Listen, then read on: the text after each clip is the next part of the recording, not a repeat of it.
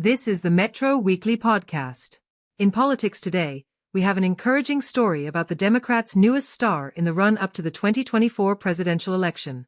This post is titled, Tim Walz Helped Gay Former Student Confront Bullies. Jacob Reitan, the first-out student of the high school where Walz taught, says the teacher valued kindness, inclusivity, and respect. By John Riley on August 8, 2024.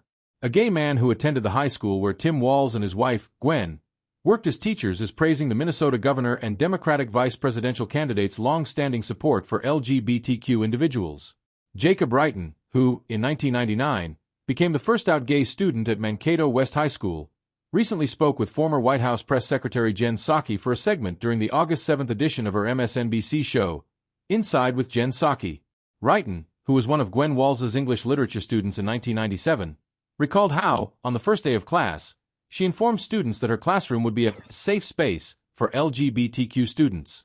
Tim Walz, meanwhile, would go on to serve as the faculty sponsor of the school's first Gay-Straight Alliance Club, which Reitan helped start. Both Tim and Gwen were incredibly supportive of their gay students, Reitan told Psaki.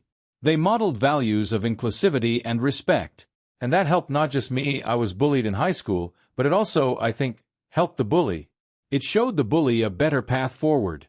And I can think of no one better than Tim Walz to show that better path forward for America. Reitan continued, we have had with President Trump, a bully president. It's a one-act show with this president. And all he knows how to do is the politics of the bully.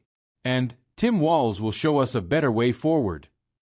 Reitan had previously told the Washington Post how Walz had, at his request, agreed to sponsor the Gay-Straight Alliance even while serving as a football coach at Mankato West, a story that the Harris-Walz campaign has trumpeted on the campaign trail in an effort to appeal to Democratic and left-leaning voters while highlighting Walz's likability. He set an example not just for LGBTQ students, but for football players in the locker room, at a time where gay people were not well understood. He made the school a safe place for everybody, Reitan told the newspaper. Psaki asked Reitan about a comment he made to the Post, in which he claimed Walz has an ability to sell seemingly progressive ideas to seemingly not progressive crowds. Noting that Walz supported marriage equality when he first ran for Congress in 2006, even though many politicians saw this position as detrimental to their campaigns, Reitan told a story of how Walz sold the idea of gay marriage, from the point of view that the government should stay out of people's private lives, to a Harley-Davidson biker rally.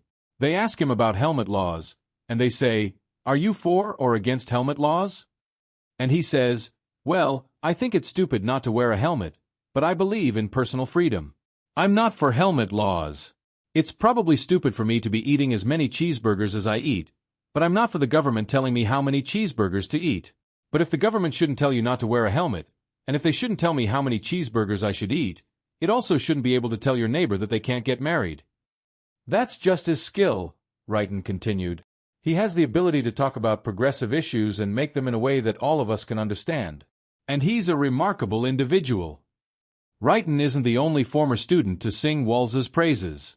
Josh Jagfeld, a former student of both Tim and Gwen Walz, and who was a member of the football team that Walz helped coach from a 0-27 record to winning a state championship 3 years later, credited Walz with having helped to create an inspirational environment for us young men to feel confident and work hard.